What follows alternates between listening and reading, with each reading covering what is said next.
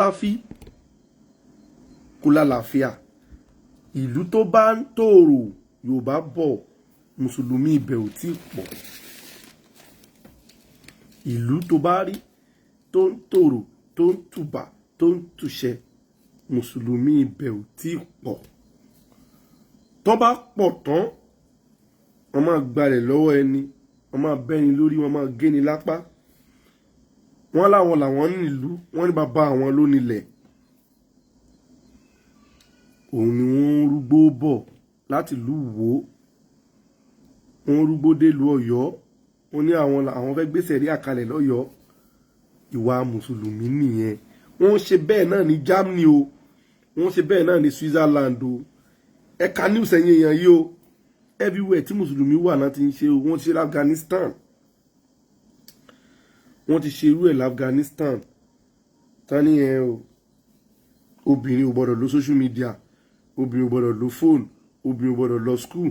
Obìnrin ò gbọ́dọ̀ ka Quran síta publicly. Ìwọ mi ò mọ orúkọ tó ń jẹ́ lára tó ń comment pé irọ́ ni mò ń pa lórí Facebook yẹn, ó máa lùgbàdì ayé ni. Pìtìpìtì ayé máa bá ẹ, àdàbí tó yẹ pé irọ́ ni mò ń pa. Ọmọ Yorùbá máa kógun ja Yorùbá. Ìwà Mọ̀ọ́mọ́dù ni. Mọ̀ọ́mọ́dù ọmọ ó kógun ja ìlú ara ẹ̀ torí ẹ̀sìn.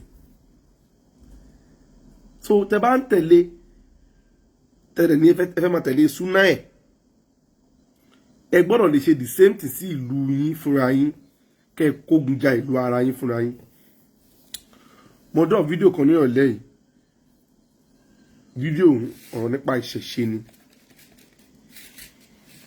Gbogbo àtọ́ bàbá mi. Ọ̀rọ̀ nípa ìṣẹ̀ṣe ni. And kí ni mo try láti explain fáwọn èèyàn.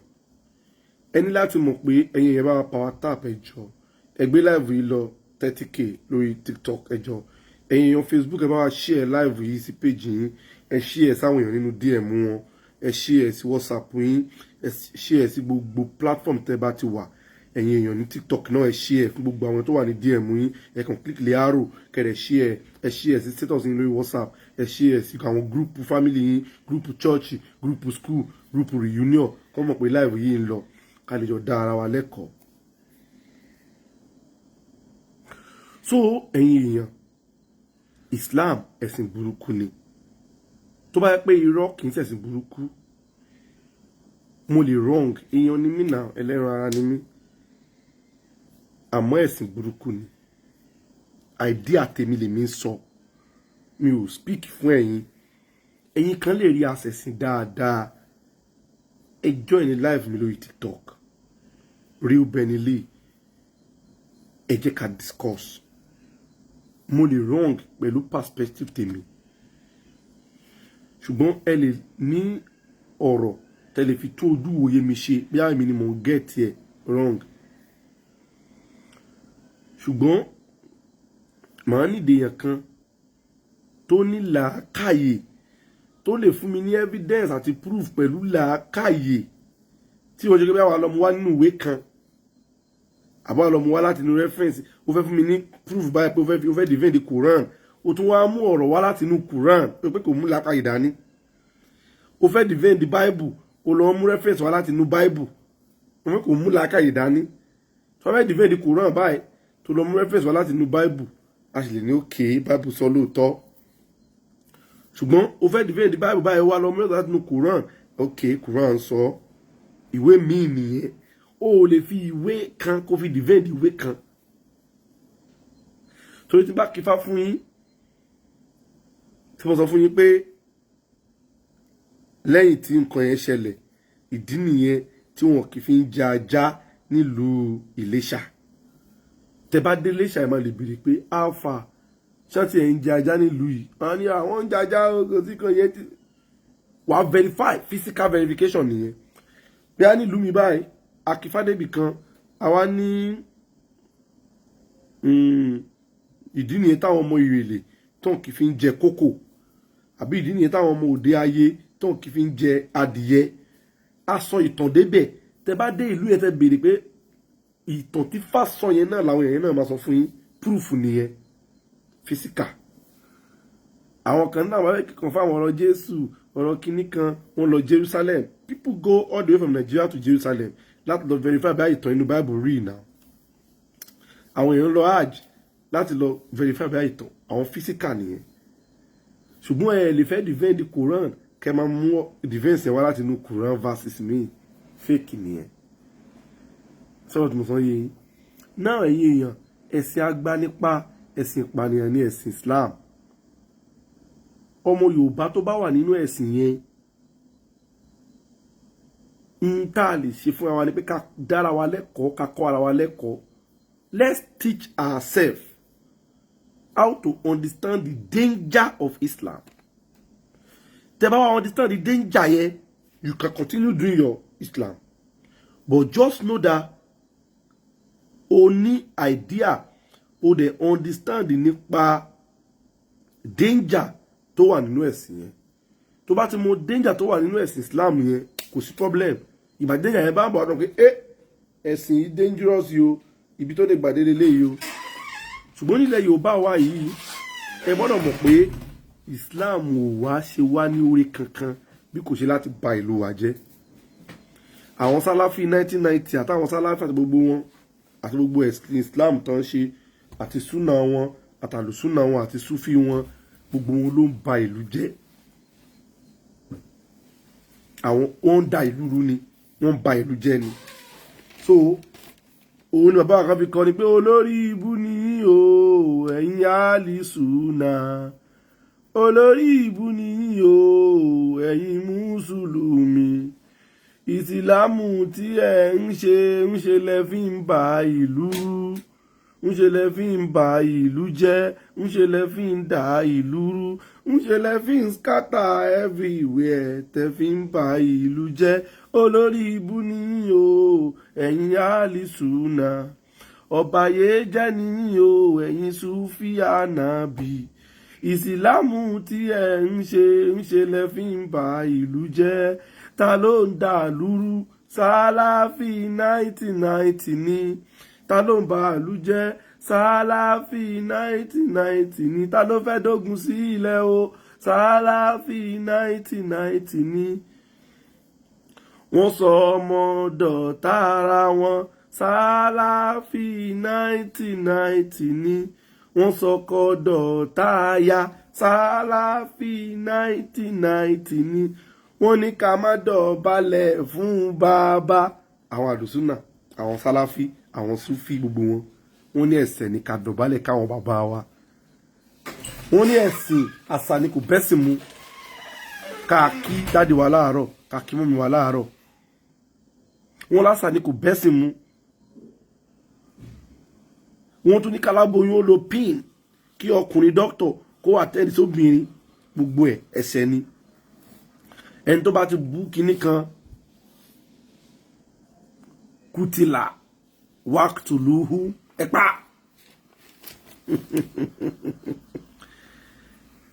So irú ẹ̀sìn bẹ́yẹn ò lè gbà nílẹ̀ Yorùbá. Ẹ ti gbà náà, ẹ ti gbà. Ṣùgbọ́n a gbọ́dọ̀ jẹ́ kẹ́ mọ̀ yẹn pé danger wà ń bẹ nínú ìwé ẹ̀sìn yìí.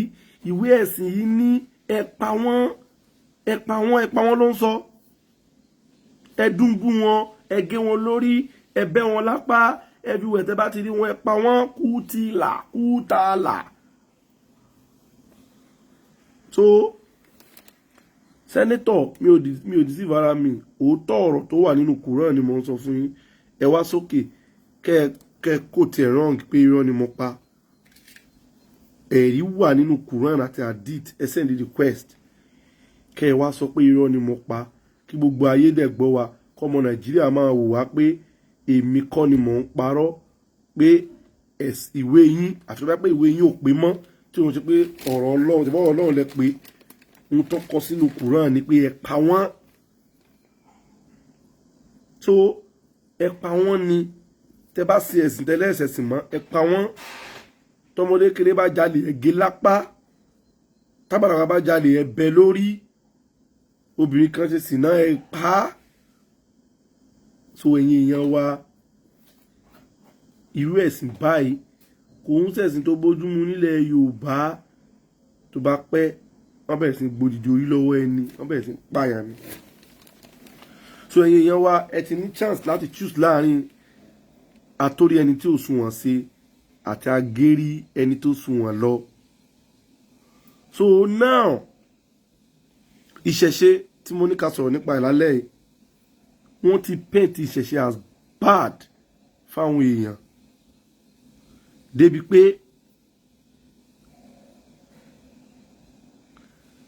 pé wọ́n paint ìṣẹ̀ṣe pé àwọn ológun owó ní o, ṣe irú àwa ìlówó báyìí ṣe tó bá yẹ kó oògùn owó látẹ̀ ṣe ó yẹ kí n máa ṣa owó nínú wardrobe mi everyday ni. Ológun owó ni wọ́n ò ìyà àkọ́kọ́, wọ́n máa ń pààyàn rúbọ ní o, wọ́n ń pààyàn ṣètùtù ọlà, wọ́n ń pààyàn ṣe kinní kan, wọ́n ní orò kan tó máa ń gbéyàn lọ, wọ́n oríṣiríṣi propaganda ní àwọn Islam ilẹ̀ Yorùbá ni wọ́n ti pèlò ẹ̀, tán ti pètò ẹ̀ sílẹ̀ fáwọn ọmọlékéwu wọn, tán ti fi da orí ọ̀pọ̀lọpọ̀ àwọn èèyàn rú nípa pé wọ́n fẹ́ ba ẹ̀sìn ilẹ̀ Yorùbá jẹ́, àṣà ilẹ̀ Yorùbá jẹ́.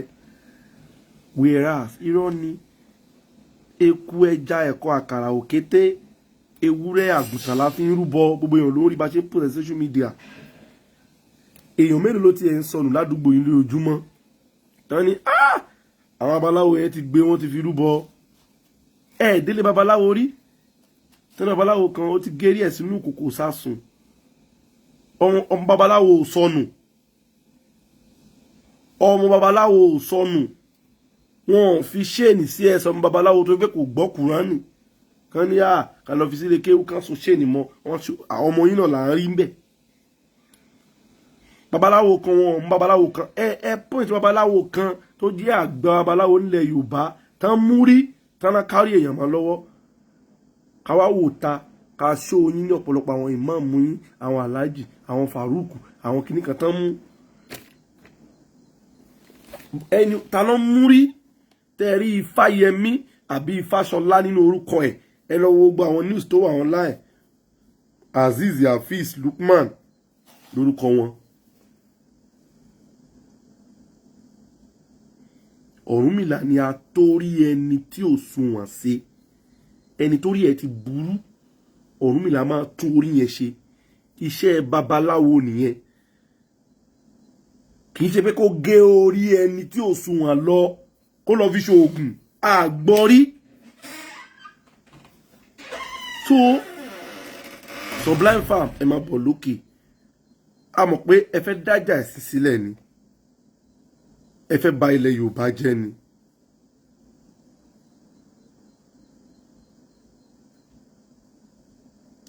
Ṣùgbọ́n ẹ ní ẹ̀rí fún nǹkan tẹ́ ń sọ. Tó bá pẹ́ lóòótọ́ àwọn babaláwo ń pààyàn, àwọn babaláwo ń fèèyàn rúbọ, tàlàwà ń torí ẹ fèèyàn rúbọ. Bàbá wa Àkàrà Ògùn ó lè máa ṣe birthday báyìí kí n ra ajá fún aspect, ó lè máa ṣe kinní kí n ra kinní kan fún aspect, ó lè máa ṣe wedding kí n pa ewúrẹ́ fún. Tàlàwà torí ẹ̀ ń pa èèyàn, a máa pa èèyàn kan káyé èèyàn kan lè dá àbí. Torí reason ta fi ń rúbọ ni pé kí ayé ẹnìyẹn lè dá a sí. A máa bà ayé ẹnìkan jẹ́, a máa pa ìran ẹnìkan run torí kí ayé ẹnìkan lè. Ṣé ti gbọ́ rí pé ẹnìkan fọmọ ẹ̀ rúbọ ìlú nílẹ̀ Yorùbá? Inú ìwé Bible láti rí tán ní Yahweh ó fi Jésù rúbọ. Inú ìwé yín láti rí tán ní Abraham, Ibrahim ó fẹ́ pọmọ ẹ̀ rúbọ. Àgbọ́nù tán Yorùbá rí pé ẹnìkan pọmọ ẹ̀ rúbọ. Inú ìwé yín láti rí pé wọ́n fi èèyàn méje ṣètùtù ọlà nínú Bible torí kí ìyàn àti ìdààmú kó lè tán nílùú yẹn. Àrírí ilẹ̀ Yorùbá. So now a ò pààyàn, mi ò pààyàn rí. Èèwọ̀ ni wọn kì í fèèyàn bọ fáwọn ń fèèyàn rúbọ nílẹ̀ Yorùbá. Ìtàjẹ̀sílẹ̀ ẹ̀ṣẹ̀ burúkú ni tó yẹ pé ó lè kógun ja ìlú. tí ìlú yẹn ò ní lójú tí ò ní ráyè.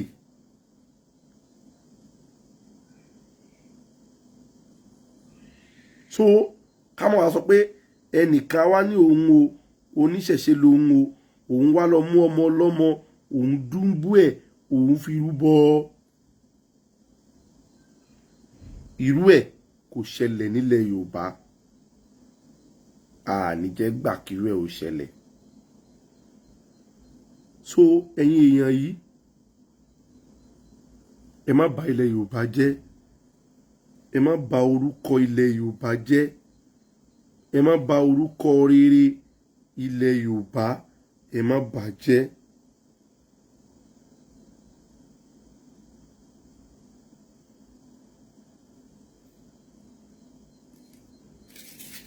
Ẹ má bà orúkọ rere ilẹ̀ Yorùbá, ẹ má bà jẹ́. Now tẹ́ ẹ bá ti rí ẹnìkan ládùúgbò yín rí tó ti pààyàn rúbọ, tó ti pa èèyàn rúbọ àbí tó ti fi èèyàn ṣètùtù ọlà, ẹ pè é síta, ẹ fọlọ́pàá mú, ẹ gbójú ẹ síta ká rí. Tán bá ti mú ẹnìkan rí àbí tó pé ẹ ti lọ sílé ẹnìkan tó ní kẹ́ lọ wé èèyàn kan wá, ẹ mú, ẹ fojú ẹ hàn wá. Oníṣẹ̀ṣe pọ̀ nílẹ̀ Yorùbá náà. Ṣé ẹ ti wà lẹ́yọ̀ kan mú báyìí tẹ̀lé ní òkè bàbá wa kan o ní Ọ̀tà Ifá ṣe kinní kan, bàbá wa kan o ní Ṣàngó, bàbá wa kan o ní Èkó, bàbá wa kan o lóṣogbo, kẹ́tẹ̀ mú síta. Àtàgbé tó jẹ́wọ́ níwájú ọlọ́pàá àti wájú pé Ifá lòun fèèyàn bọ́ àbí òun pààyàn fógun, ẹ mú síta kárí. Ṣùgbọ́n ẹ rí, ẹ wá mú àwọn ọmọ wẹ́wẹ́, ẹ wá gbin èrò ìkà sí wọn nínú, ẹ gbin èrò burúkú sí wọn nínú, ẹ bà ìṣẹ̀ṣe jẹ́ fún wọn láti kékeré nílé kéwú.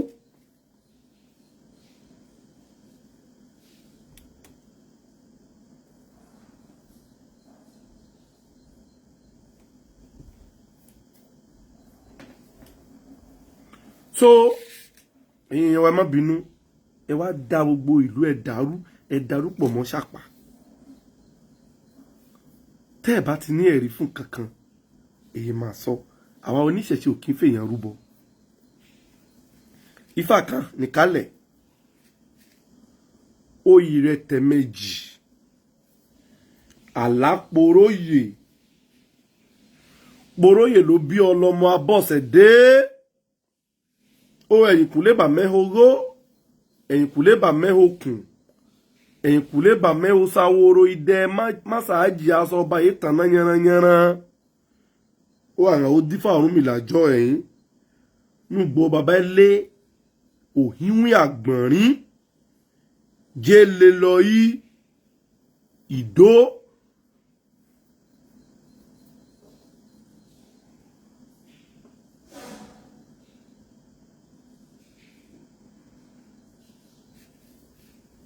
Ó wá dé ìlú Ìdó tán, ó pàdé poróyè yóò ṣe iye ọlọ́mọ. Ó ǹjẹ́ gborígbòrí mà gbòrí náwó wá ẹ̀gìyé gbòrẹ́ já. Gborígbòrí mà gbòrí náwó wá ẹ̀gìyé gbòrẹ́ yẹ. Gborígbòrí mà gbòrí náwó wá ẹ̀gìyé gbòrẹ́ ran. Gborígbòrí mà gbòrí náwó wá ẹ̀gìyé gbòrẹ́ aŋan. Ó dà páìrọ̀ àti múrí ẹja sí páìrọ̀ àti múrí ẹran sí páìrọ̀ àti múrí erinlá sí páìrọ̀. Ìyẹn ni pé a ti fi orí ẹja a ti fi gbìràrí ọmọ ẹni kọ́mọ ẹni ó má bàa kú. Kò sí bá a ṣe wá lè fi orí ẹran orí ẹni ká fi gbìràrí orí ẹlòmíì. Ó ní ká forí eku gbìràrí awo, ká forí ẹja gbìràrí awo, ká forí ẹyẹ orí ahun ká fi gbìràrí awo. Ó ní orí ọmọ ènìyàn ní òṣùwọ̀n. Ìkálẹ̀ wá fọ orí ẹran mo mu dọ̀rọ̀ ọ̀nà mi o ẹ̀gì yé gborí ẹran o bá mi dọ̀rọ̀ ọ̀nà mi orí ẹyẹ mo fi du orí èèyàn mi ìyẹn ni pé orí ẹran yìí o òun ni mo fi ṣe pààrọ̀ kí orí ẹni mi orí èèyàn ó bá lè gbó orí ẹja yìí ni mo fi ṣe Yorùbá ní orí ẹja ni ó gbà máma gborí ẹni o orí ẹja ni ó gbà máma gborí ẹni. So ìwọ Sublime Farm tó wà ní comment section kò sí òwe tó ń jẹ́ orí là bá bọ àbáfòrìṣà sílẹ̀ orí là bá bọ ká tó bọ òòṣà bówe yẹn ṣe lọ nìyẹn. It's a story for another day.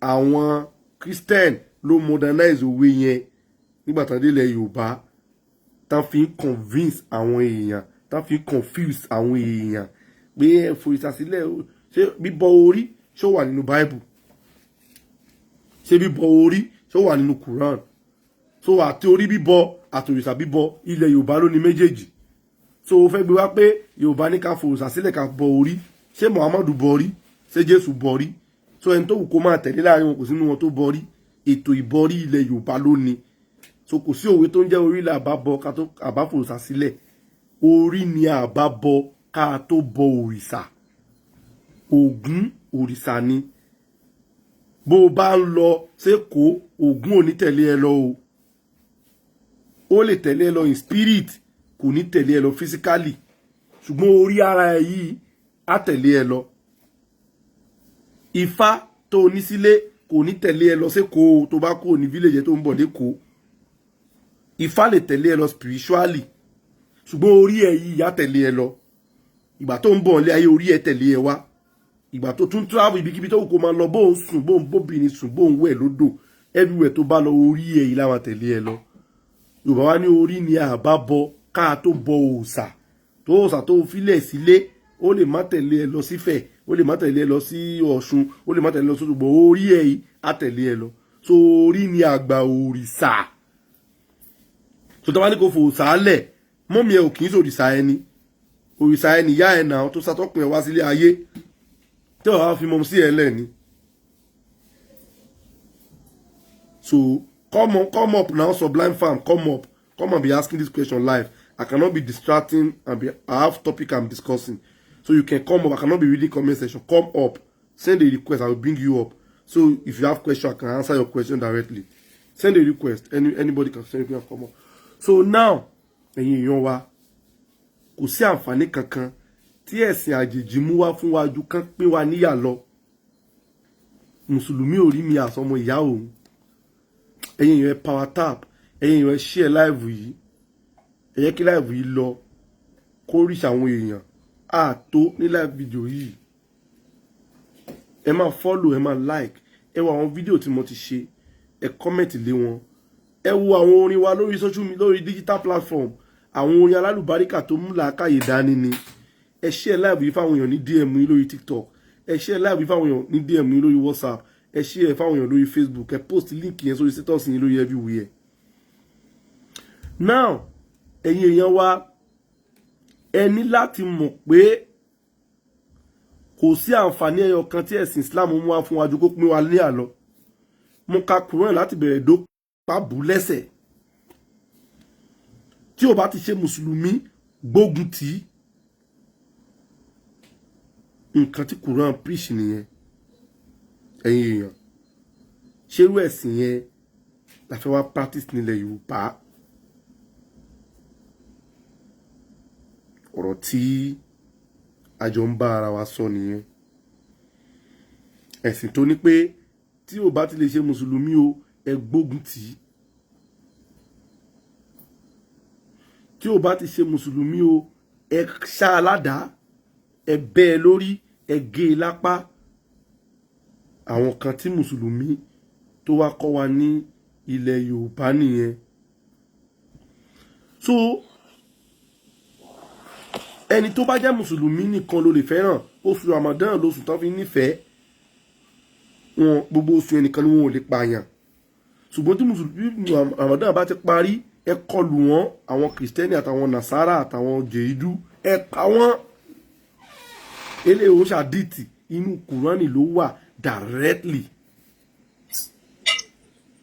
So and the same thing happen in North ní every time. Ẹ lọ Kaduna North, ẹ lọ anywhere tẹ́ ẹ bá lè lọ ní around Nigeria tó jẹ́ Nigeria tí wà ń bí, ẹ máa rí pé bí wọ́n ṣe ń ṣe nìyẹn. Òun dẹ̀ ni wọ́n ń gbébọ̀ nílẹ̀ Yorùbá báyìí. Òun ni wọ́n ń gbébọ̀ nílẹ̀ Yorùbá báyìí. Pé àwọn fẹ́ gbé sẹ̀ríà lọ wá o, kófin Islam, kófin òfin ẹnìkan. Muhammadu tó ti kú ní 1400 years ago, kó wá máa control gbogbo àwa táwa Nàìjíríà. Kó wá máa kó gbẹ́pọ̀ òfin ra nǹkan tó bá ti fẹ́ ni àwa Nàìjíríà gbọ́dọ̀ fẹ́. Ṣé rí pé kò mú làákàyè dání. Ṣé rí pé kò ẹ̀sìn yẹn ó máa ń gba ọpọlọ lọ ní. A wá gbé nǹkan míì sínú orí yìí. So yìí tá fi sọ fún yín ni pé ẹ sá kúrò nínú ẹ̀sìn tó bá ti jẹ́ pé kẹ́ ẹ para yín kẹ́ ẹ ètò ọmọnìkejì yín ni. Half àwọn Muslim bá kí ṣe half gan, almost all of them.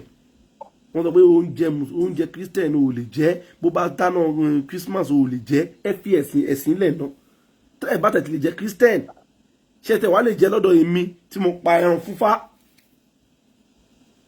Ṣé tẹ́ lè jẹ oúnjẹ nílé mi on a normal day?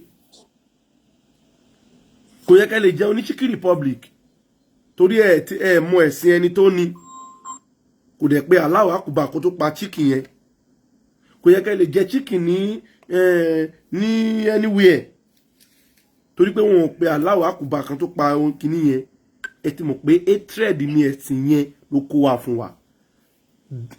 Làákàyè ọ̀tọ̀, ìwé ẹ̀sìn ọ̀tọ̀. Ká ní làákàyè, ká wà considerate, ká má wà sentimental ọ̀tọ̀. Ìjẹ́nìyàn ọ̀tọ̀, ẹ̀sìn ọ̀tọ̀. Ènìyàn ló create gbogbo nǹkan wọ̀nyí. Ṣùgbọ́n kí ẹ̀sìn ó tó dé, ènìyàn ti wà. So ènìyàn yẹn la máa kọ́kọ́ consider. So bàbá mi Sublime Farm, ẹ káàbọ̀ sórí ètò. Akin. Ẹ pẹ̀lẹ́.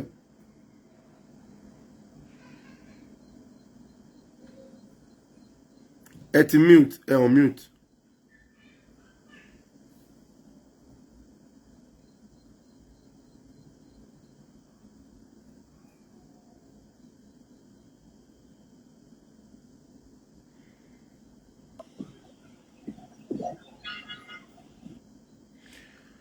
Mo ń gbọ́ yín.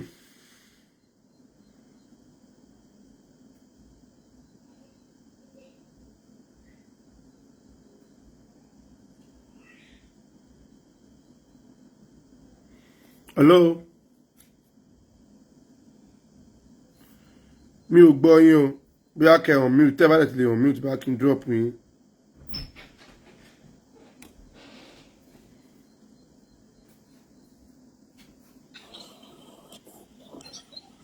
Hello. Ẹ kálẹ́ o. Ẹ kálẹ́ ìyàwó. Ẹ kálẹ́. Ìyàwó ẹ káàbọ̀ mọ́. Mọ́mí Tíkè ló ń sọ̀rọ̀. Ẹ pẹ̀lẹ́ ìyàwó. Ẹ kálẹ́. Ẹ wò ó.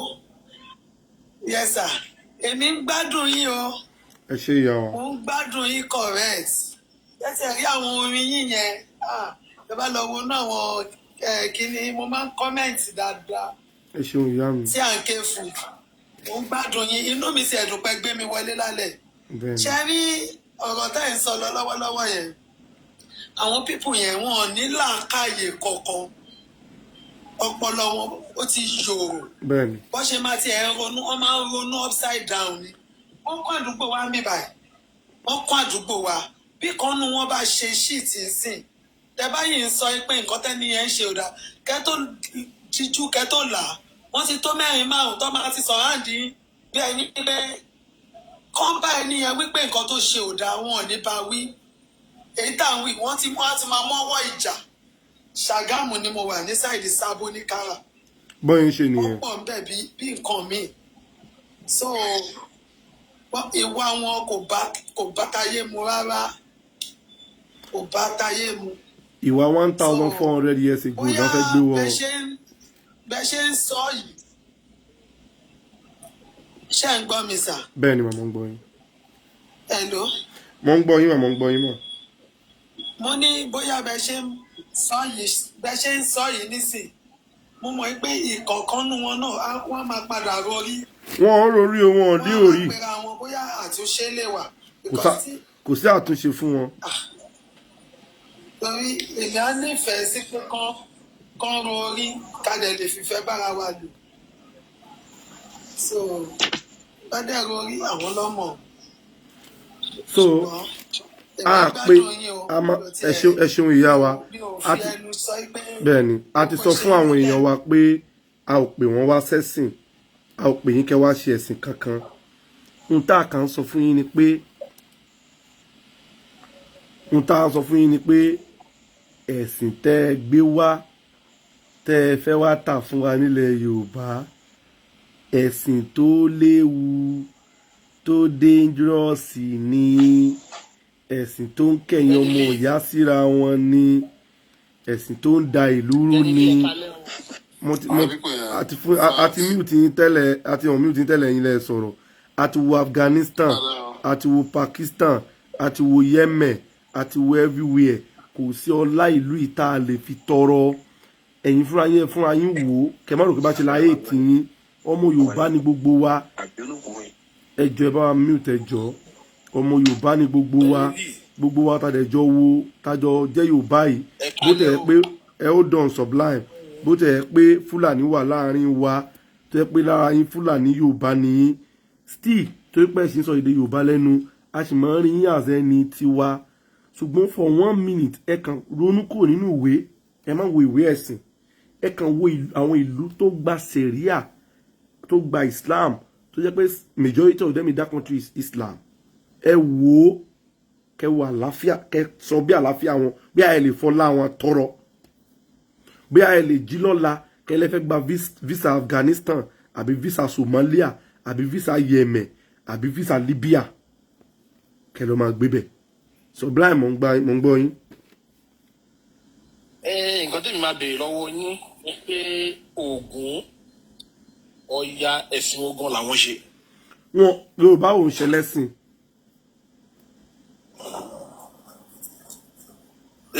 tíyàn bá ń bọ Ògún kí ló wá ń ṣe tó ń bọ Ògún tó ń bọ Ọya ó ń sìn kan yẹn. kí lẹ pé ń sìn bọ lẹ sọ ẹ sọ pé sìn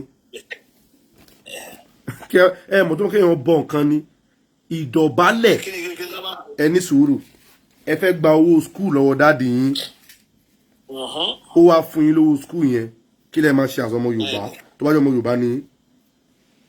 màá dúpẹ́ lọ́wọ́ ẹ̀ ni. n tó ń jẹ́ bọ̀ nìyẹn. bẹ́ẹ̀ni. ìdúpẹ́ ó dọ̀bálẹ̀ fún dáàdì mi ìdí táwọn àlùsúnà kan àtàwọn súfì kan àtàwọn sáláfì kan fi ń sọ pé ìdọ̀bálẹ̀ fún yẹn pé ẹ bọ ni torí pé nílẹ̀ Yorùbá ó appease wọn ó appreciate wọn tó bá ń ṣe nǹkan tí ò da tí ò múnú dáàdì ẹ dùn tí ó lè fún ẹ lówó skul. wẹ́ ilẹ̀ Yorùbá ṣe mẹ́ pé dídọ̀bálẹ̀ náà bá mi òun ni mò ń sọ pé o bọ Ògún yẹn o lè lo ọ̀rọ̀ yẹn as bí pé o respect yẹ o ń pè o méjì fún ni kò ṣe pé Ògún ò kì í sọ lọ́hùn ara ń tà ń sọ nínú live video yìí nìyẹn pé àwọn àáfàá yín àtàwọn ìmáàmù yín wọ́n ti kó àwọn ọ̀rọ̀ kan sí yín lójú kẹ́ ẹ lè ètì ìran Yorùbá wọ́n sọ fún yín pé wọ́n ń pè Ògún lọ́lọ́run wọ́n ń pè Ṣàngó lọ́lọ́run wọn kò sílé oníṣẹ̀ṣe tẹ máa dé àbílẹ̀ babaláwo tẹ máa dé ta ni pé òun fẹ́ lọ bọ Ọlọ́run Ògún àbí òun fẹ́ lọ sin Ọlọ́run Ògún rárá o Ògún ò sọ Ọlọ́run. ṣùgbọ́n ẹ̀ ń tọrọ nǹkan lọ́wọ́ Ògún ẹ̀ ń tọrọ ẹ̀ lọ́wọ́. ṣé ẹ lè tọrọ nǹkan lọ́wọ́ dáàdì yín ni. Ògún jẹ́ dáàdì ni.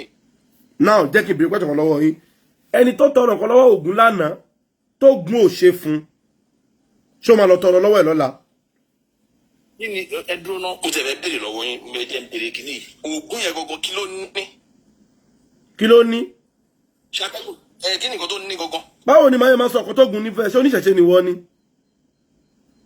ṣebí ẹ sọ fún wa nípa òwe. mi ò pè ẹ́ sẹ́sìn ṣé mo pè ẹ́ sẹ́sìn ni ṣé mo ní kó wá bọ Ògún ni. tó bá bọ Ògún wá babaláwo lọ ní locality ẹ kó lọ béèrè lọ́wọ́ ẹ̀ nǹkan tẹ́mi wá sí lórí live video kọ́ nìyẹn o lè béèrè lọ́wọ́ pé kí ni Ifá ní.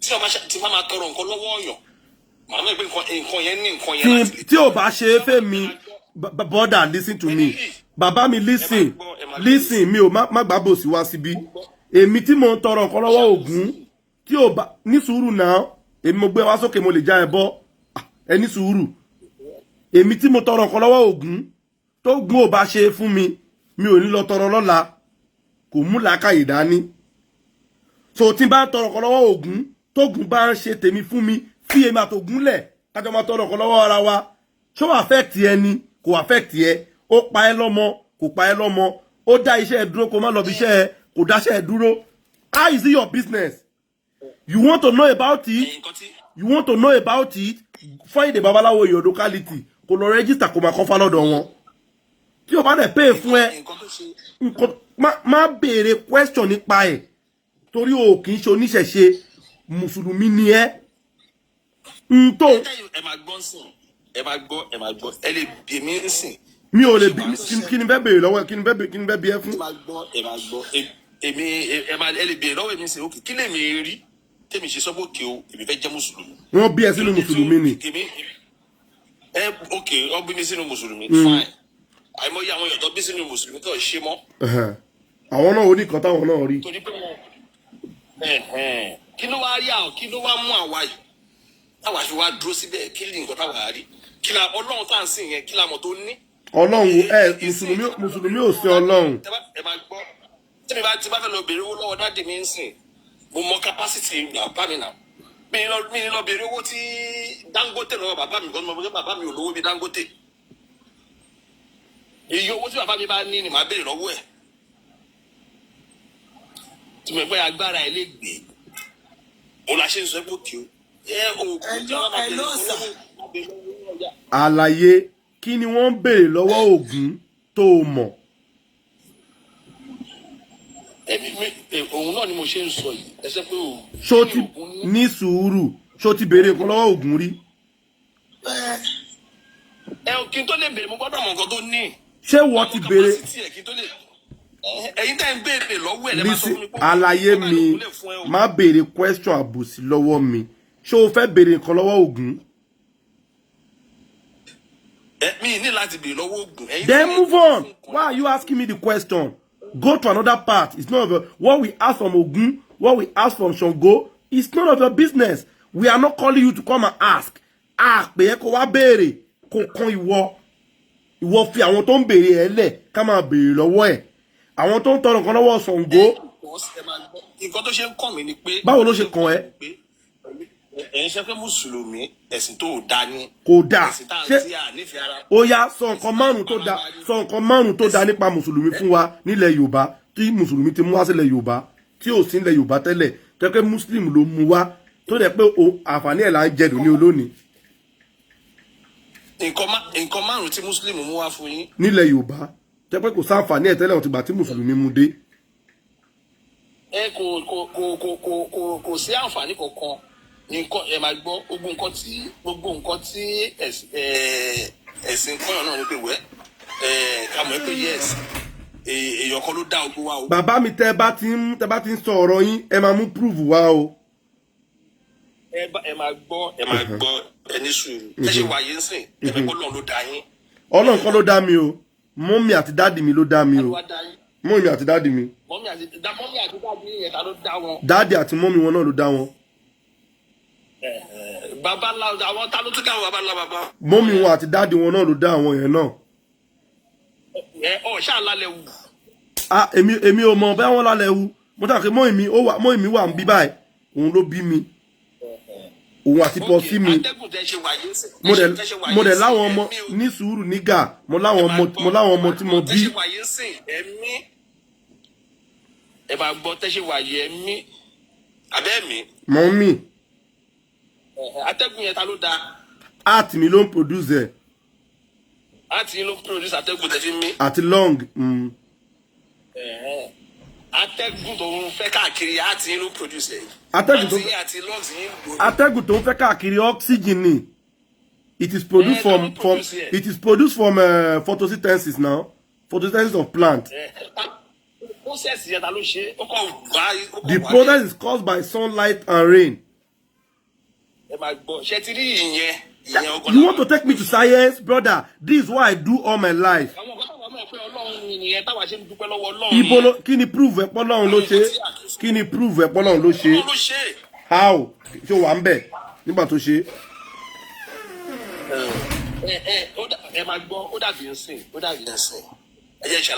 Bá mi ẹ dáhùn ìbéèrè wa. Nǹkan márùn-ún wo ni ẹ ní sùúrù? Bá mi ẹ ní sùúrù o. Ẹ ti dá mi lóhùn question mi ẹ lè máa fo question. Ẹ dá nǹkan márùn-ún. Ẹ dá nǹkan márùn-ún tí Muslim mú wá sílẹ̀ Yorùbá ẹ̀sìn Islam tó mú wá sílẹ̀ Yorùbá tó pé ìran Yorùbá ò ní tẹ́lẹ̀ wọn ti gbà tán gba Islam. Láṣẹ bẹ̀rẹ̀ sí ní nǹkan yẹn. Ìran Yorùbá ò ní tẹ́lẹ̀ wọn ti gbà tó gba ẹ̀sìn Islam. Bẹ́ẹ̀ni. Ẹ máa gbọ́ ṣe ní question tẹ́ ń béèrè yẹn. Question tẹ́ ń béèrè yẹn. Ẹ ti ẹ̀dá mẹ́ta péré márùn-ún ti pọ̀ jù ẹ̀dá mẹ́ta. Ẹ máa gbọ́ ní tẹ́lẹ̀ ìyẹn kọ́ ni issue. Okay, that means pé kò sí àǹfààní tí Islam mú wá. Ṣé mo pé ọ̀rọ̀ tí mo sọ tí ẹ fẹ́ máa tákù mi lé nìyẹn pé mo sọ pé kò bá mi ẹ ní sùúrù. Àǹfààní tí Islam mú wá ẹ máa gbọ́. Àǹfààní tí Islam mú wá is for the whole humanity. Okay, àǹfààní márùn-ún wo ni ẹ ní sùúrù bá mi? Ẹ kàn ń sọ̀rọ̀ lọ ànígbọ́ra wáyé àwọn èèyàn ń wò yín o.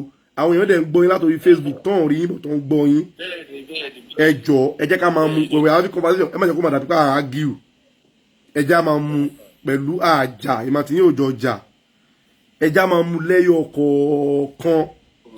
Ẹni universe ni ó mú wá fún kí ni àǹfààní àkọ́kọ́. Ẹ má ṣàlàyé o. Ẹ kàn ń ka títì. Àǹfààní àkọ́kọ́ tó mú wá fún wa ni pé a mọ ìpínlẹ̀ wa gangan. Kí ni ìpínlẹ̀ yín? Ibi tí nǹkan tí ìdí tọ́lọ́ ń ṣe dá wa. Ẹjọ́ ẹ̀dàdó ń bẹ̀ yẹn. So àwọn èèyàn ò mọ ìdí tọ́lọ́ ń fi dá wọn ọ̀tìgbà tí Islam dé. Kí Islam tó dé tí Muhammad tó dé lọ́lọ́run ti ń rán àwọn èèyàn sí wa. Ẹ ní sùúrù jàre. Ẹ ní sùúrù. Àwọn èèyàn tó ń rán yìí ṣé Saudi Arabia ló ti rán wọn ni? Saudi kọ́líkọ́ ló ti rán wọn. Àwọn bo ló ti rán wọn? Ẹ ní sùúrù. Ẹ̀gbọ́n mi ò lágbẹ yẹn ṣe yìí o. Tí bá ń sọ̀rọ̀ ẹ má sọ̀rọ̀. Tí bá ti béèrè ẹ máa mú lẹ́yọ̀ kọ̀ọ̀kan. Ṣé Saudi ló ti rán wọn?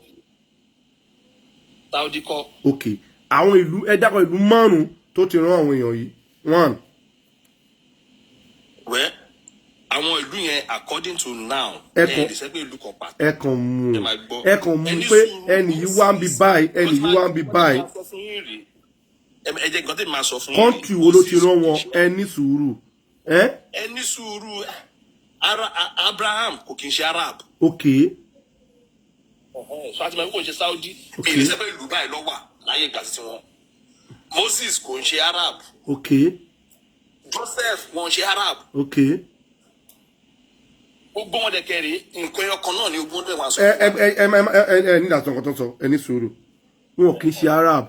Mo gbà pé Moses according to the story tó wà nínú Quran àti Bible Egypt ni wọn ló ti wá àbí. Ọ̀ṣàṣà Arab. Ẹ ní sùúrù. Egypt náà ti wá àbí.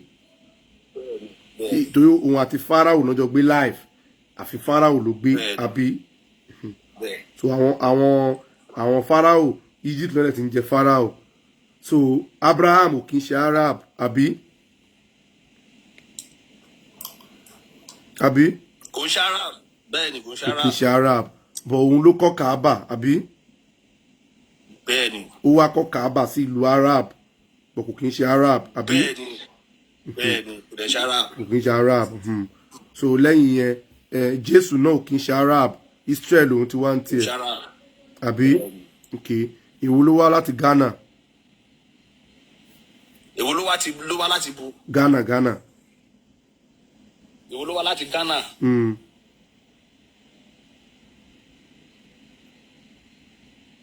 Kò sí tó wá láti Ghana. Èwo ló wá láti Ethiopia. Kò sí tó wá láti Ethiopia. Èwo ló wá láti Nàìjíríà. Kò sí tó wá láti Nàìjíríà. So àwọn èèyàn wọ̀nyí Ọlọ́run ò rán èèyàn fún wọn láti sọ purpose fún wọn àbí.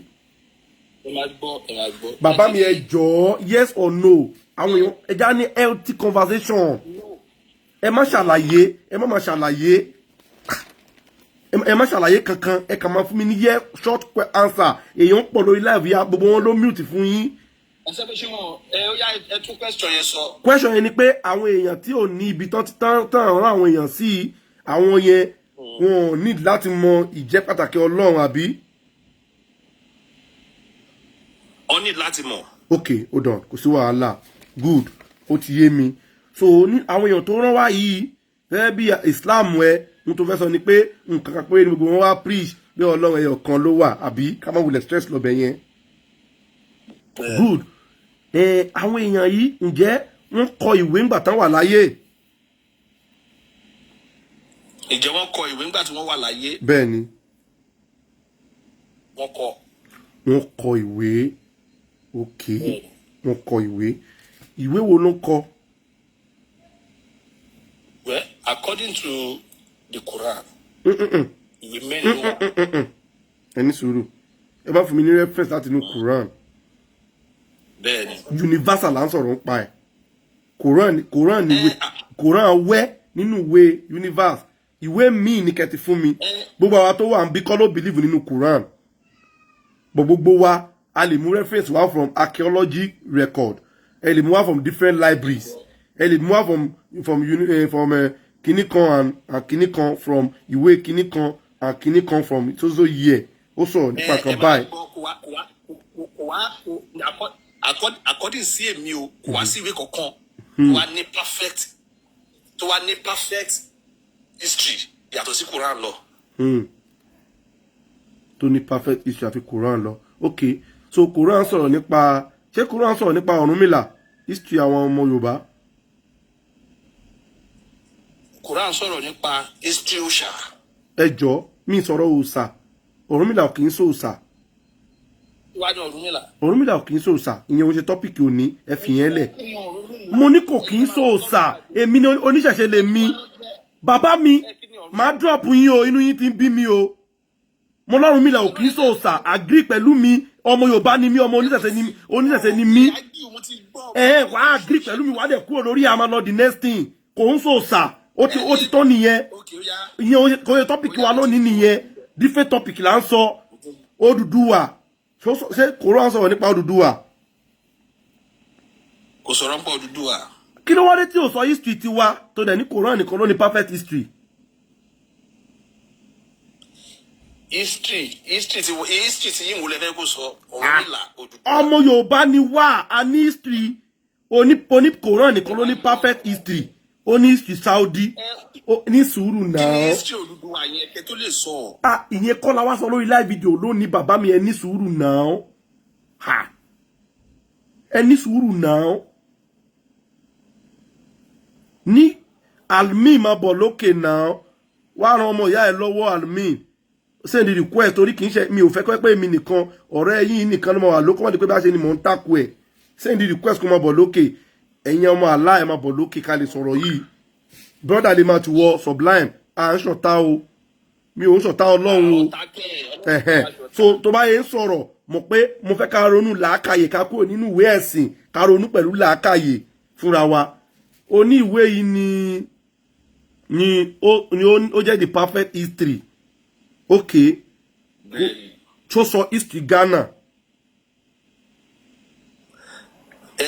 yes or no baba yes or no ó sọ history Ghana ni tó sọ history America tó sọ history United Kingdom Kenya ńkọ́ Tanzania history Yemen Saudi ńkọ́ kò sọ history Saudi Kò sọ history Saudi. Kò dẹ̀ sọ history Israeli. Kò dẹ̀ sọ history Israeli not. Kò sọ tí Israeli náà ṣe wá sáyé. Ẹ̀hìn history wo ló wá sọ? History tí Islam sọ fún wa. History tí àwa èèyàn la ṣe bẹ̀rẹ̀ gangan ni. Okay. Ṣé Islam nìkan ló sọ history yẹn? Ṣé mi ò ṣe mọ̀ mo sọ fún yín náà pé Islam kò bẹ̀rẹ̀ gan-an látòrí Muhammad. Bá mi ṣe ẹlẹ́rìí. Ẹ̀rí wà. Láti inú bo. Láti inú Quran náà ni. Okay. Mo máa fún yín ní chance láti mẹ́rin ẹ̀wà nínú Quran bọ̀ ẹ ṣe ní sùúrù. Mo tọ́jú ẹ̀sẹ̀gbẹ́ kan. Number 1. Ṣé Quran ló kọ́kọ́ sọ history yẹn bá ṣe wáyé yẹn? Quran kọ́ ló kọ́kọ́ sọ. Bọ̀ òun nìkan lè mú wá as reference. Àwọn èwo ló tún sọ? Ẹ ti rí in the history of. Question dẹ̀ ni mo béèrè o brother ẹ̀rẹ̀ tí ń sọ story o. Ìwé mi wo ló tún ẹni sùúrù ìwé mi wo ló tún sọ ta lè gbé sẹ́gbẹ̀ẹ́ bàtà ní wow ẹni yìí náà ṣàlàyé the same exact thing tí Quran ṣàlàyé. Okay, alright. Kò sí another book tó ṣàlàyé exactly as the Quran ṣe ṣàlàyé. Bí Quran ṣe ṣàlàyé ẹ̀ ẹ pàtẹ́wọ́ fúnra yín bá mi. That's good. Mo like yẹn. So ṣe mo kàn tó ń pè ní hypothesis. Mo mọ̀ ó yá. Ṣe ẹ mọ̀. Mo mọ̀. What's hypothesis?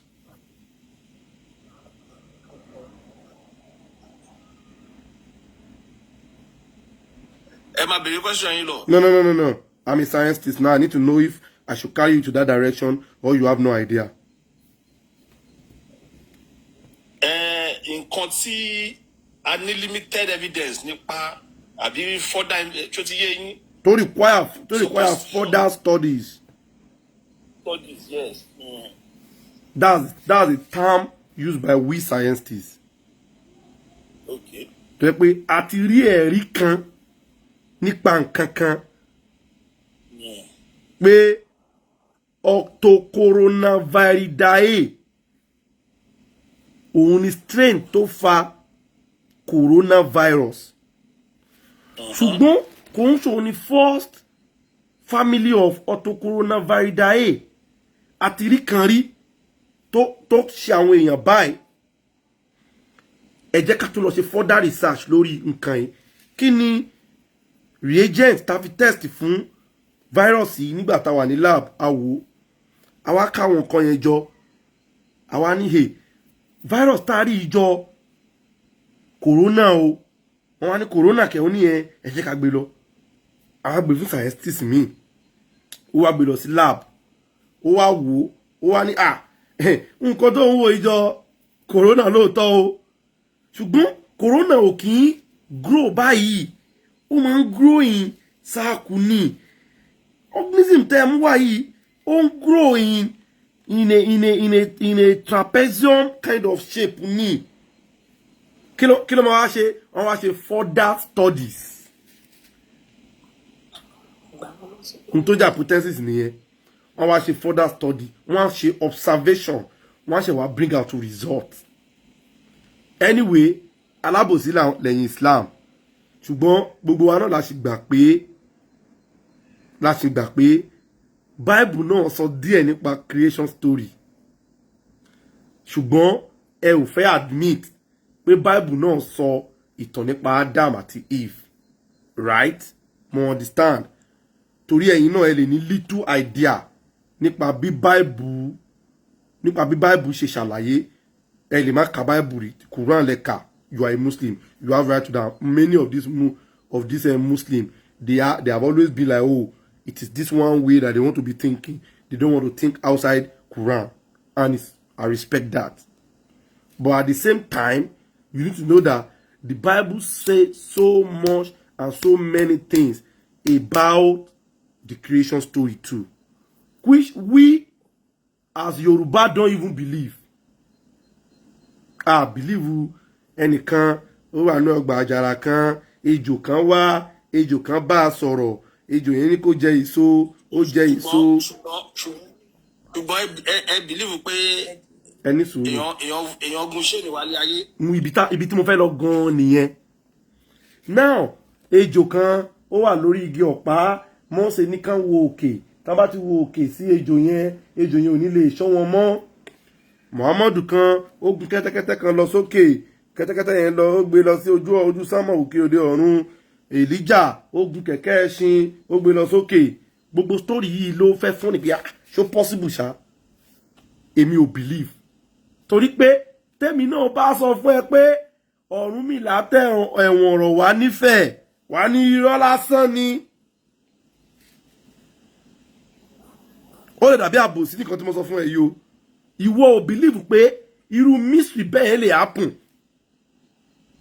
nílẹ̀ Yorùbá ṣùgbọ́n o fẹ́ kí n believe pé ẹnìkan wà nínú èso ọgbà àjàrà ejò kan bá a sọ̀rọ̀ sọ mọ̀ pé ó tó jọ ara fi ń wéra wọn tí ìyẹn Yorùbá ìyẹn àlàyé tí mo sọ yìí Yorùbá level ni ṣùgbọ́n eléyìí tó wà nínú Bible àti Quran yẹn Ọlọ́run ló ṣe ibi tí problem ti kọ́kọ́ ń wà nìyẹn. Now Adam àti Éfà yìí ibo ló dá wọn sí èdè wo ló ń sọ ibo ló dá wọn sí èdè wo ló ń sọ ẹ máa fẹ́ yí mọ́ pé Lárúbáwá ni wọ́n torí automatically ibo ló jáde sí ibo ló ìgbà tó sọ wọ́n sọ̀kalẹ̀ láti inú àlùjánà ibo ló jábọ́ sí ìlú wo ló ń gbé ibo làwọn ìran ọmọ wọn báwo lọmọ tán bí sí Saudi àbí tán bí sí kìíní ṣe spread tán dé Áfíríkà táwa di dúdú táwọn kan wá di funfun báwo ni genetic wa báwo ló ṣe yàtọ̀ síra tó pé DNA ti àwọn Amẹ́ríkà ó yàtọ̀ sí DNA structure tàwa black yàtọ̀ sí ti China yàtọ̀ sí ti Indonesia yàtọ̀ sí toríṣiríṣi. Àwọn question ìlú ẹ̀ka máa béèrè ǹjẹ́ ìwé ẹ̀sìn yìí ṣe àlàyé tó nípa òun ló ní perfect history but scientists ti work over the year to bring out the difference between all of these things. That means pé àwọn scientists gan ní perfect history historian record ju àwọn ìwé tó ń sọ yìí lọ ṣùgbọ́n a nífẹ̀ẹ́ sọ yẹn lálẹ́ yìí torí ó máa fa argument and that's talk for another day. Despite all these things, scientists are still working fervently every day to bring out new research about the nature of man. I'm happy to let you know that the world was not created to be Islam, according to what you are trying to preach for us. The world was not the word Islam has never existed in this world until Muhammad. Muhammad is the first Islam. It's in the Quran. And if you want to say otherwise, don't say pé Adama àti gbà àwọn èèyàn wá sórí live program tá máa sọ fún wa pé Adam ni first Muslim. Kò sí nínú Quran. Má wulẹ̀ jẹ́ ká stress ara wa lálẹ́. Kò sí nínú hadith kankan. Àwọn kan máa sọ pé kì í ṣe Adam pé Ibrahim ni. Ibrahim ò dé Saudi Arabia rí. Kò sí history tó sọ nínú Quran àbí nínú hadith pé Abraham ever wá sí Saudi Arabia rí. Tí ọ̀rọ̀ mi yóò yé ẹ̀yin lẹ spread the false narrative yẹn. Ṣùgbọ́n tẹ́ ẹ bá ní ẹ̀rí tó dájú pé lóòótọ́ o Abraham ni first Muslim àbí Adam ni first Muslim ẹ mú ẹ̀rí yẹn wá. Abraham kọ́ ló kọ́ Kaaba. Ẹ má máa parọ́ fáwọn èèyàn. Òun kọ́ ló kọ́. Abraham kọ́ ló kọ́ Kaaba. Ẹ mú ẹ̀rí wá pé Abraham ló kọ́. Abraham ò dé Saudi Arabia. Kò dé ilẹ̀ Arabu yìí nínú history ẹ̀. Ẹ bá ibo lẹ́yìn ti rí history ẹ̀ sẹ́yìn kò dé ilẹ̀ Arabu rí. How many years ni Bible ti wà kí Quran tó wà? Question mi àkọ́kọ́ nìyẹn. How many years ni Bible ti wà kí Quran tó wà?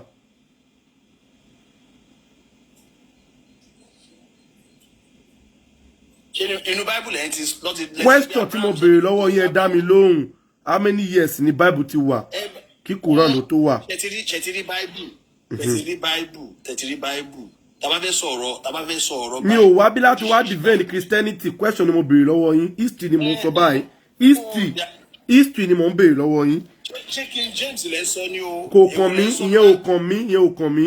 Ohun tí mo béèrè lọ́wọ́ yín ni pé mo ní ọ̀rọ̀ Bible ò kàn mí, brother. Question ni mo béèrè. Àwọn èèyàn ń gbọ́ yín. How many years ni Bible ti wà? Èmi ò wá ẹ máa gbọ́, èmi ò wá sọ̀rọ̀ nípa Bible. Question ni mo béèrè. Ẹ̀yin tẹ́ ẹ bá mọ̀, ẹlòmíì máa dáhùn. Tí mo bá fẹ́ sọ sí is based on Quran. Mo mọ̀. Question tí mo béèrè lọ́wọ́ yín ni pé how many years ni Bible ti wà kí wọ́n tó bí Muhammadu? Mi ò mọ̀. Ẹ mọ̀. Mi ò mọ̀. Year wo ló bí Muhammadu? Well, Jesus Christ 600 years before kí Muhammad tó wá. Ó ti dá. Bó jẹ́ ká ẹ̀ ń ṣàbùsí díẹ̀ ṣùgbọ́n àjọ máa sọ kì í ṣe màtí nìkan àjọ wà ń bí kì í ṣe personal connection àjọ ní èèyàn 127 wò yín lórí Facebook lórí TikTok èèyàn bíi less than 100. So tẹ bá ti ń sọ̀rọ̀ àwọn èèyàn ń wò yín wọ́n ń wo profile yín wọ́n dẹ̀ máa mọ̀ pé onírọ́pẹ́ ń parọ́. Now ẹ̀rù ń bà mí ní ṣèbí tèmi mo ra dátà mi èmi ni mo set ring light mi fún èmi mo èyí lẹni fóònù yín tó bá sún yín ẹ lè sọ̀kalẹ̀ tí ó bá dẹ̀ sún mi náà mo lè yọ yín bọ̀ kájọ sọ̀rọ̀ kó mú làákàyè dání kó dùn káwọn èèyàn dẹ̀ kẹ́kọ̀ọ́ omi ká àgbèmọ̀ tí onídàá ti agree mi ò gbàdúrà pé kẹ́ like mi ò dẹ̀ gbàdúrà pé kẹ́ wojú wòye mi tèmi lèmi máa sọ gbogbo ọ̀rọ̀ tí mo dẹ̀ ń sọ yìí àwọn èèyàn ń gbọ́ ẹni tó fẹ́ gbà máa gbà ẹni tí ò ní gbà ò ní gbà bó ṣe rí nìyẹn ṣùgbọ́n lórí space yìí gbogbo wa la agree pé close to 600 years lẹ́yìn tí Jésù ti kú àbí mọ́ ni Muhammadu ṣẹ̀ṣẹ̀ wá. How many years ni Ibrahim ti lọ kan tó bí kí Jésù tó dé?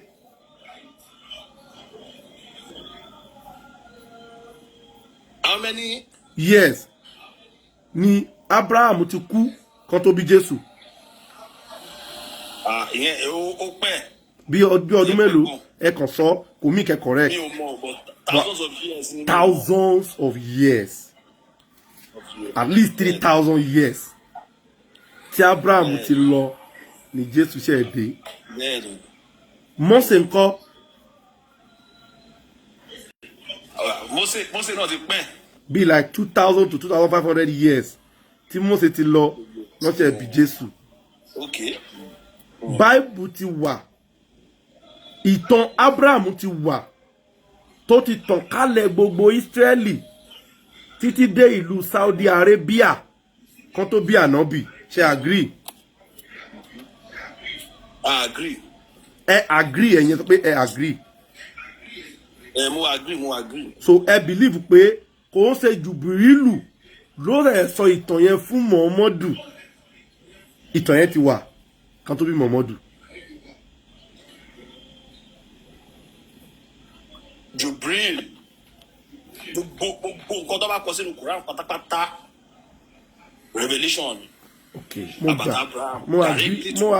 mo agree pẹ̀lú yín ṣùgbọ́n ẹ kọ́kọ́ ti gbà bàbá mi ẹ ní sùúrù náà o kí làjọ ń fà báyìí èmi àti yín ò jọ fa nǹkan kan ẹ kọ́kọ́ ti gbà mi ò ní kẹ́ má sọ̀rọ̀ question lèmi sì ń béèrè question mi ni pé ẹ ti believe pé ìtàn yìí ti wà nílẹ̀ ká tó bí Muhammadu ó ti ṣẹlẹ̀ ká tó bí Muhammadu àti ẹ̀ wá agree gan pé Ibrahim gan ló kọ́ Kaaba báyìí ìtàn yẹn ti wà ní ìlú Saudi pé Muhammadu Ibrahim ló kọ́ Kaaba yìí o bó ṣe kọ́ rèé o òun àtọmọ ẹ̀ kan wá Ismaili ó fẹ́ fọmọ ẹ̀ rúbọ ìtàn yẹn ti ṣẹlẹ̀ 5,000 years kan tó bí Muhammadu àbí. So kò ń ṣe pé Jubril ló ṣe sọ fún ní revelation. Lákàyè lélẹ̀ kì í ṣe inú mi ò ká ilé fún yín nínú ìwé ìtàn mi ò ká fún yín nínú Bible mi ò fi divide Quran mi ò fi takù Quran eléyìí lákàyè màtìyín lájọ fi ń ro. So ìtàn Ibrahim tó ń kọ sínú Quran a lè sọ pé kì í ṣe Jubril ló sọ pé ìtàn yẹn ti wà ńlẹ̀ right. irọ́ mo mọ̀ mi ò sọ pé irọ́ according to your own belief ẹ ní sùúrù brother ní sùúrù náà ooo kí la jọ ẹ ti ń gbé sentiment ẹ̀sìn wọlé ẹ là nǹkan kan ọ̀rọ̀ yóò ju pé ẹ̀sìn yín ní kẹ́ ẹ believe ẹ ní sùúrù ẹ̀sìn yín ní kẹ́ ẹ believe pé gbogbo nǹkan tó bá ti wà nínú Quran ìmísítì Jùbírìlù fún Muhammadu ni mi ò wá gíwẹ̀ ẹ̀sìn yín ni bàbá mi ẹ̀sìn yín ló ń kọ̀ntrólù ìrònú yín mi ò bínú sí question tí mò ń sọ ni pé ǹjẹ́ ìtàn yìí ti wà ńlẹ̀ kó tó bí Ibrahim kó tó bí Muhammadu kí ni ánsà yín. ó ti wà ńlẹ̀. ẹ tún wá sọ fún mi báyìí pé Jùbírìlù ló gbé wá fún ṣé ó possible kí Jùbírìlù yàtọ̀ wá máa mú ìtàn tó ti wà ńlẹ̀ kó tó máa fún Muhammadu ni. ẹ jẹ́ n ṣàlàyé ọkọ fún yín. ok. tí a bá parí tí àwọn èèyàn ṣe wà bíbá yìí fún 120 plus kọ́lẹ̀ pé. 137 báyìí. 137 tí a bá sọ pé kọ́ bẹ̀rẹ̀ sí ní tú gbogbo ọ̀rọ̀ tá a sọ yìí kọ́ bẹ̀rẹ̀ sí ní tú káàkiri àgbáyé ṣe pé ọ̀tọ̀ọ̀tọ̀ ló máa tú. bẹ́ẹ̀ni. adé yàtọ̀ síra wọn. bẹ́ẹ̀ni. bẹ́ẹ̀ lọ̀rọ̀ yẹn ṣe rí o the correct history of Abraham with regards to Muhammad was given to him was revealed to him from God through angel Jibril.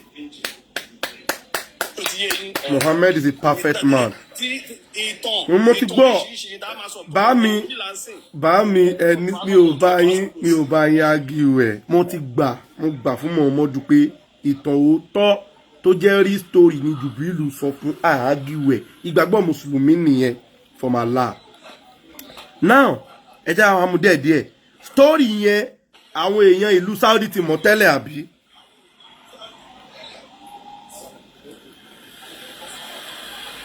àwọn èèyàn Saudi àwọn Jews wà náà ní wọ́n wà ní Saudi so àwọn Jews wọ́n ní story Abraham lọ́wọ́ bẹ́ẹ̀ ni.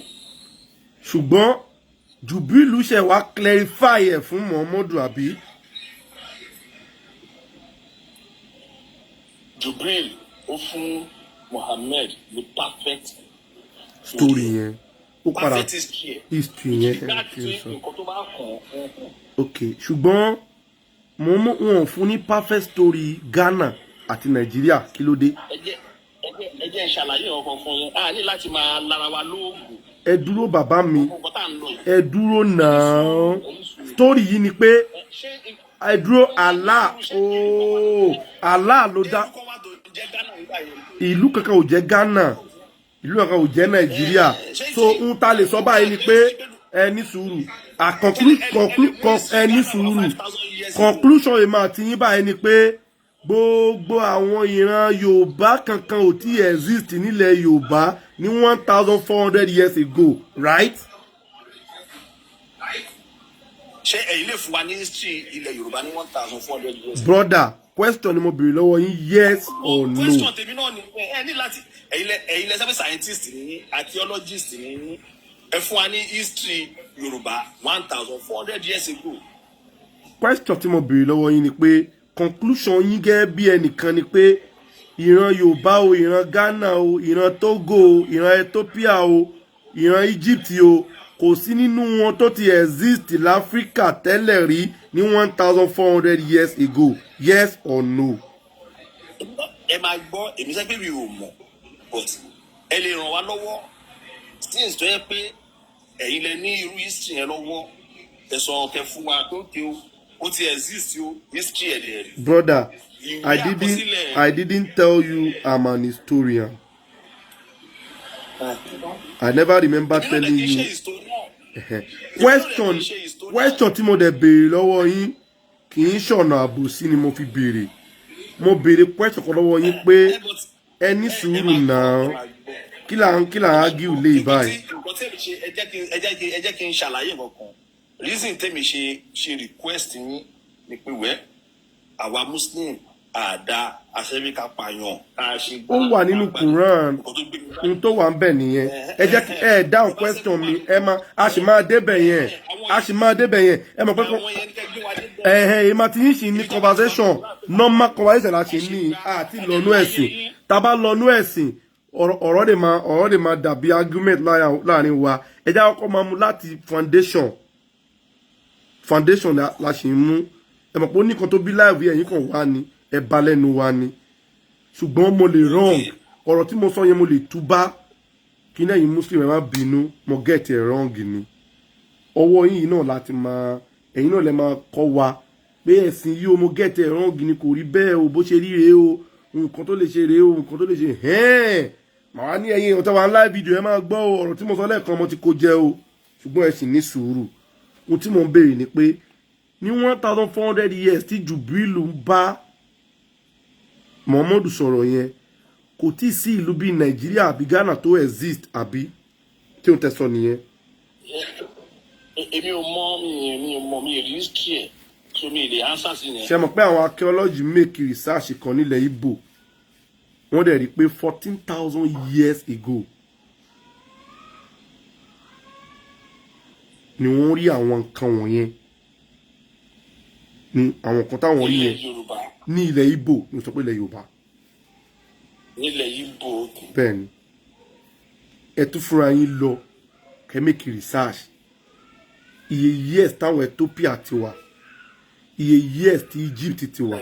Ethiopia ti pẹ́ àmọ̀ yẹn. bẹ́ẹ̀ ni even history wa pé Jesus lọ sí Ethiopia. ní o tẹ ní ọ̀tàn mi bó ṣe mọ̀ pé gbogbo àwọn people yìí tí n bá take flight lẹ́kọ̀ọ́ báyìí tí mo dẹ́kọ̀ọ́ tí mo take flight tí mo ní mo lọ Ethiopia tí mo pé kò gbà mí ní mi ò lè lo 5 hours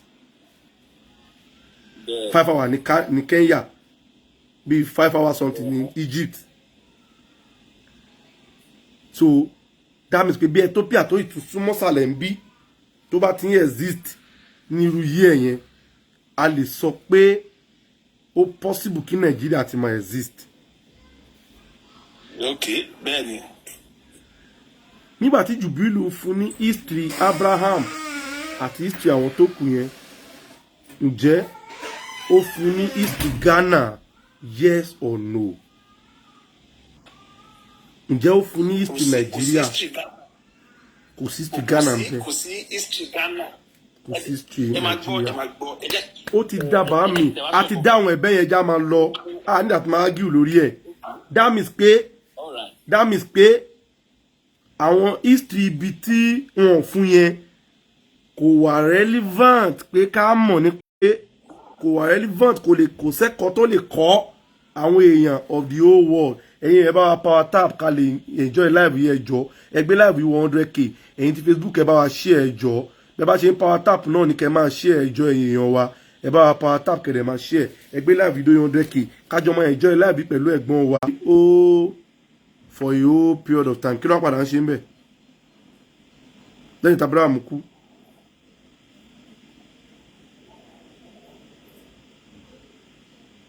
Hello Sublime Ajibola. hello lẹ́yìn tí Abraham kú. lẹ́yìn tí Abraham kú. lẹ́yìn tí Abraham kú gbà tó yá àwọn olóòṣà ó take it over. Okay.